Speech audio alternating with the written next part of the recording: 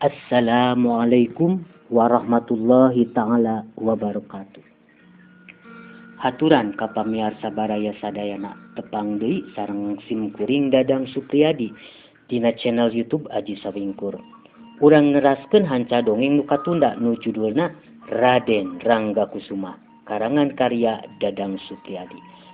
Ayeuna bade diteraskeun dina bagian anu kadalapan. Mangga urang dikawitan.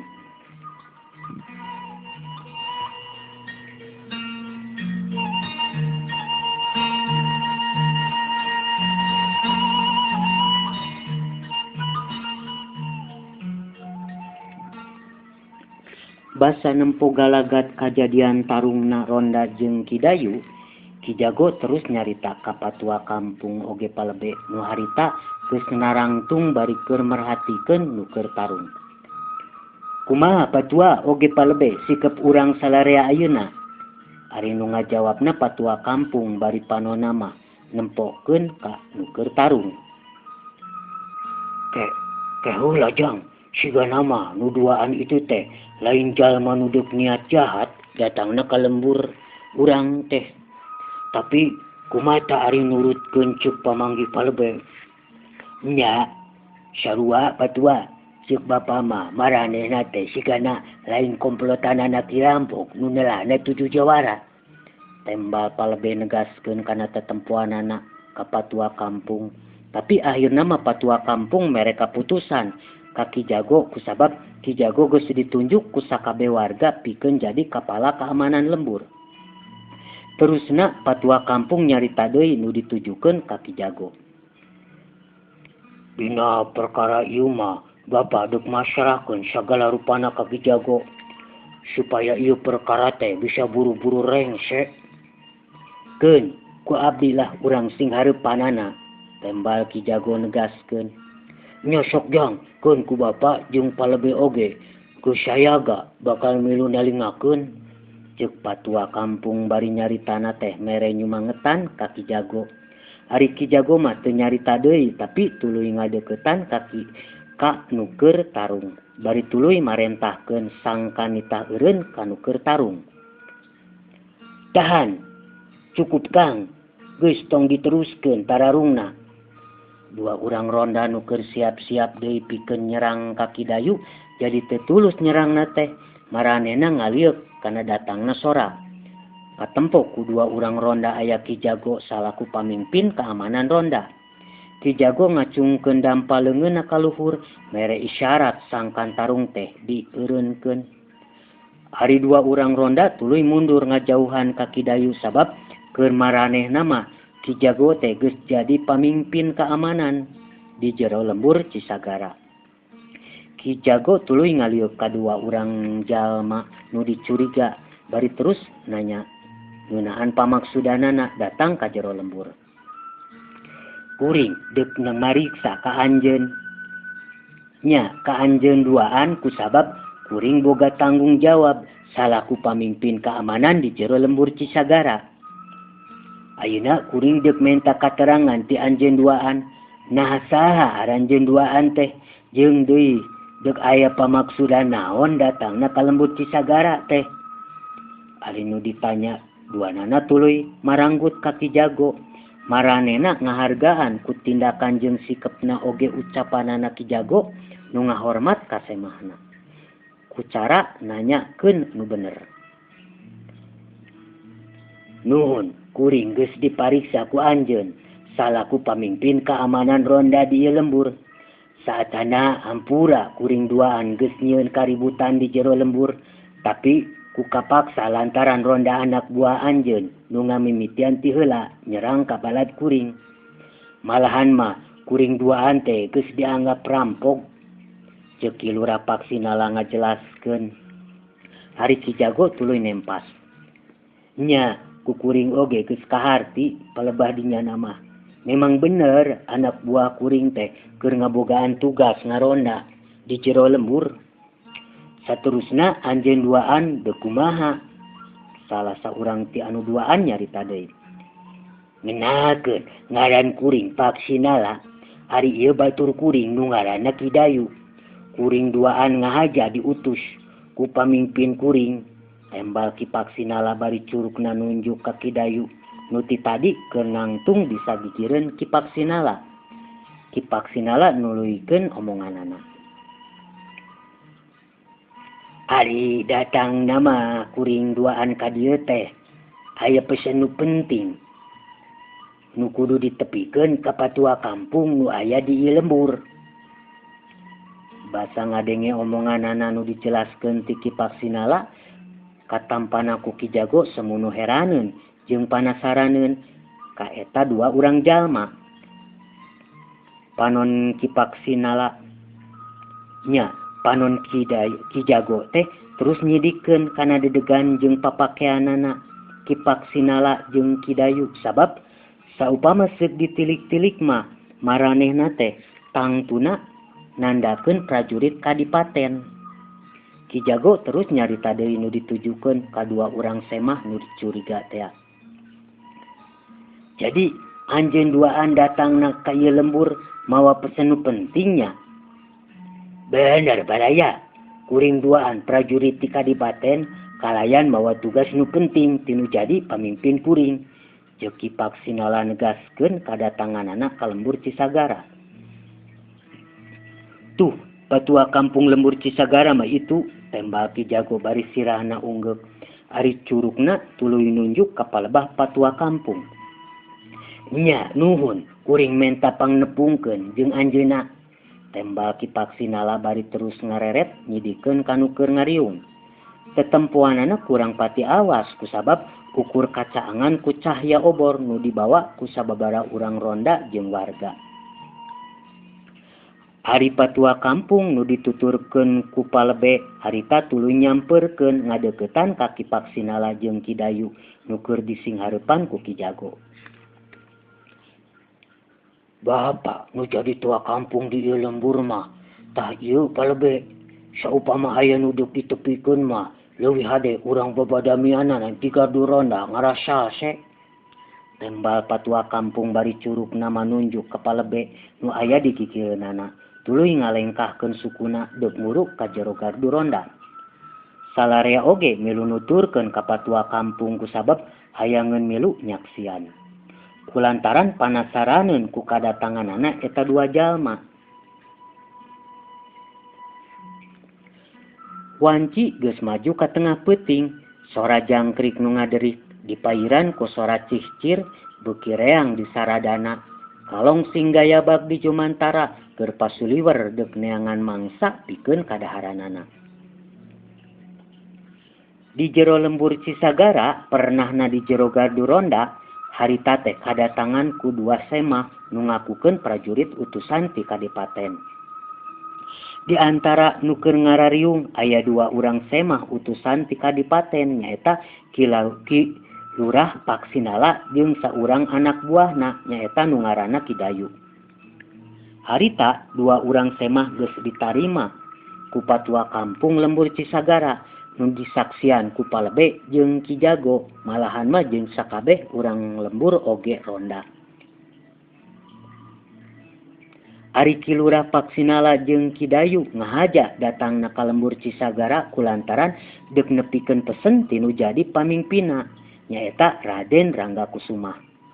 Ki Lurah Paksinala jeung Ki Dayu geus diutus ku Raden Ranggakusuma supaya ngadatangan pupuh lembur Cisagara nyaeta patua kampung kusabab aya hal nu penting ngeunaan perkara walungan Citarum nu geus kapanggih laratanana. Kusabab perkara ieu oge aya hubunganana jeung kapentingan urang lembur nu aya di sabudeureun walungan Citarum. Patua kampung tuluy muka obrolanana. Satu acana kana pokok pasoalan ngeunaakeun Bapak teh tua kampung nu kapapancenan tugas kanggo mimpin warga lembur Cisagara. Tembal patua kampung nerangkeun bari ngenalkeun deui jati dirina. Terus nyarita deui bari curugna nunjuk ka palebe jeung Ki Jago.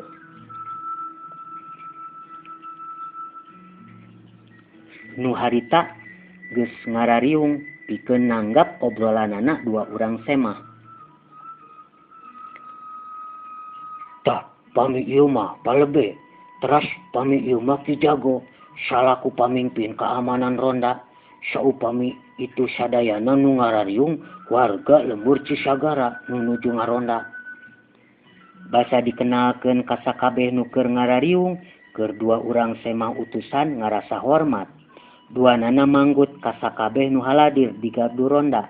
Terus Kilurah Paksinala ngajawab, "Sim kuring duaan ngahaturkeun nuhun kana sagala rupi pangangkeunna ti patua kampung sareng warga saderek sadayana, warga urang lembur Cisagara. Saleresna mah sim kuring duaan teh utusan ti Kasunanan Kartasura. Sim kuring duaan oge ngahaja ka ieu lembur kumargi bade ngandugikeun amanat tinu janten pimpinan kieu nu salengkepna mah." Nu saterusna Kilurah Paksinala ngadadarkeun ti mimiti maranehna jeung rombongan nu dipingpin ku Raden Rangga Kusuma anjog ka jero Cileuweung Buntu. Malahan datangna ka Leuweung Cibuntu teh ngahaja kusabab ngalaksanakeun tugas ti Kangjeng Adipati pikeun ngalarat walungan Citarum jeung bari sakalian ngaronda ka wates nagara. Malahan mah basa rombongan kungsi Tarung jeung Ki Rampong nu nelahna 7 jawara oge dicaritakeun. Pokona mah saku nu geus kaalaman ku rombongan kabehanana oge didongengkeun ka patua kampung jeung ka sakabeh warga nu keur haladir. Ari patua kampung jeung salarea nu haladir unggut-unggutan sabab geus kahartieun ku salarea. Terus patua kampung teh nanya deui ka Kilurah Paksinala, "Ku bapa oge kahartos teras nu salajengna nah aya pesen naon tinu janten pamimpin salira teh?" Basa ditanya ku patua kampung, keur Kilurah Paksinala terus ngajelaskeun pamaksudanana ngarah kahartieun ku patua kampung jeung ku sakabeh warga nu keur ngariung. Sim kuring katugasan kudu jadi pimpinan supaya kek sakedap bapa bade motong heula cariosan salira. Patua kampung nempas omonganana Kilurah Paksinala. Ari Kilurah Paksinala terus nyarita, "Nah perkawis naon patua?" "Tadi salira nyarioskeun utusan ti pamimpin salira." "Nah saha ari jenengan pamimpin salira teh?" Patua kampung panasaraneun kudu jadi pamimpinna ti 2 urang semah utusanana. "Anu janten pamimpin sim kuring mah nyaeta wastana Raden Rangga Kusuma," ceuk Ki Paksinala nerangkeun nu jadi pamimpinna. "Dupi eta teh nami asli anjeunna atanapi dina gelar kalungguhanana," ceuk patua kampung bari nyaritana rada kerung sabab keur manehna asa karek ngadenge kana eta ngaran. Ari Ki Paksinala tuluy nerangkeun deui, "Sanes nami aslina patua eta mah nami dina titel gelar kalungguhan di pamarentahan Sumedang nu dipimpin ku Kangjeng Adipati di Sumedang." "Dupi anjeunna panginten nemean dongkapna ka daerah ieu?" Patua kampung nanyakeun deui sabab hayang nyaho malahan mah ti samemehna oge kungsi kadatangan ku sababara urang dalem nu kungsi ngaronda ka wates nagara. Ari Kilurah Paksinala basa ditanyakeun ngeunaan nu jadi pamimpinna terus nerangkeun, "Anjeunna kantos sasanggem saurna kantos lami di daerah ieu. Hari nu pernah nama di sisi Cileuweung Buntu nu katelahna Balungbang Timur Jalan Gede Sasapuan. Anjeunna kantos nyupri elmu ka Sang Hyang Sepuh sareng istrina nu namina Mbu Buhun Ulung." Patua kampung jeung salarea nu haladir sirahna unggut-unggutan geus kahartieun. "Pok," patua nyarita deui, "kahartos saupama kitu mah teras ngeunaan amanat ti anjeunna teh kumaha?" "Ieu patua, pamimpin sim kuring parantos ngaamanatkeun supados warga lembur Cisagara kedah siap-siap gotong royong urang ngabebenah walungan Citarum sareng ngabukbak Cileuweung Buntu." Basa Kilurah Paksinala nepikeun amanat tinu jadi pamimpinna, patua ngahuleng, Tuluy ngalieu ka palebe jika hayang menta saran naha kudu kumaha pijawabeunana. Ari palebe geus surti kana maksud patua kampung. Terus palebe nyarita nu ditujukeun ka Kilurah Paksinala. Dupi, nah naon maksud sareng tujuanana Leuweung Cibuntu kedah dibukbak sareng Walungan Citarum kedah dibebenah. Nah tangtosna bakal aya mangpaatna kanggo kadang warga sadayana urang lembur Cisagara, khususna oge ulang lembur nu caket ka Walungan Citarum. Ieu salaresna mah palebe oge kasadayana nu haladir. Kusim kuring bade dijelaskeun garis badagna wae sabab ari alesanana nu panjang lebar nama salengkepna tangtosna bade dijelaskeun kunu janten pamimpin sim kuring. Leuweung Cibuntu bade dibukbak pikeun di kebonan ku sakumna warga ngarah warga ngabogaan panghasilan tina tatanen. Ari Citarum bade dibebenah pikeun didamel irigasi kanggo nyaian sawah-sawahna urang warga nu aya di sabudeureunana. Ceuk Kilurah Paksinala ngajelaskeun amanat tinu jadi pamimpinna. Nah, ku ngadadak sareng deui sanes dalem Raden Rangga Kusuma nu nyumpingan ka dieu, tembal palebe heraneun. Oh, perkawis eta palebe. Tangtosna oge anjeunna bade nepangan ka sadayana warga lembur Cisagara saupamina anjeunna atos nyalse. Kinten-kintenna bade iraha nyumpingan ka dieu. Ngarah bapa sareng sadayana warga lembur bade sasayogian kanggo mapagna. Ceuk palebe bari sirahna ngareretan ka sakabe warga nu keur haladir. Perkawis eta mah kusim kuring bakal dikabaran deui, tembal Kilurah Paksinala bari sarua ngareretan ka warga nu haladir. Muhun mangga ku bapa sareng sadayana warga lembur Cisagara sejang ngiringan, tembal palebe bari tuluy ngaliuk ka patua kampung bari pok nyarita. Tah itu geningan patua ayeuna mah atos kasaksian ku urang sadayana ngeunaan pesen nu atos didugikeun ku dua utusan ti Raden Dalem. Kumaha ceuk pamanggi patua ayeuna? Ari patua kampung nu ditanya ku palebe ngeunaan pamadeganana tuluy unggeuk tandanya tujuan. Muhun palebe kuring oge satuju kana nu bade direncanakeun ku Raden Dalem margi anjeunna teh salaku pamimpin urang anu atos ditugaskeun ku Kangjeng Adipati di Sumedang. Tapi kuring oge perlu nanya oge ka sakabe warga lembur Cisagara palebe. Basa ngadenge kitu teh keur Kilurah Paksinala terus mere jawaban nu tegas. Masih aya waktos pikeun babadan tenan sareng warga.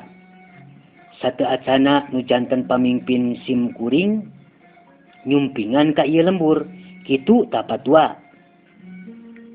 Muhun ku bapa oge parantos kahartos atuh ari saupami kitu mah. Antukna mah patua kampung jeung dua urang utusan oge sakabeh nu keur ngariung ngarobrolkeun rupa-rupa pasoalan. Utamana mah ngeunaan rampok nu katelahna 7 jawara.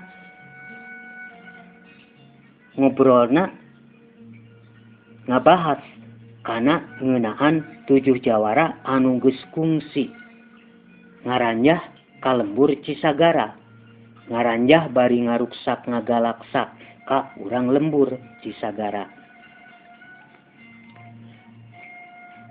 Hanjakal waktosna teu nyekapan. Mung sakitu pedaran dongeng ti sim kuring. Insyaallah carios dongeng nyambung nu judulna Raden Rangga Kusuma bade diteraskeun dina bagian anu kasalapan dina channel Adi Sawingkur. Hatur nuhun wilujeng kantun. Assalamualaikum warahmatullahi taala wabarakatuh.